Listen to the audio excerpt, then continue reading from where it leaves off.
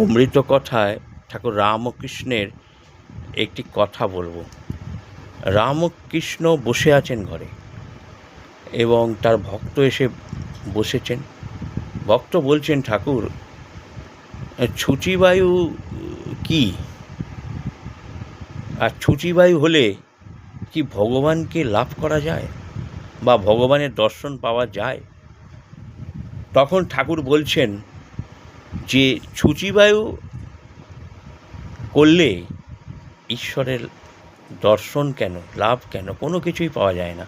কারণ ছুচিবায়ু মানুষ কখনো ঈশ্বরের কাছে যান না বা ঈশ্বরের আশীর্বাদ পান না, কারণ তারা শুধু মনের বিকার।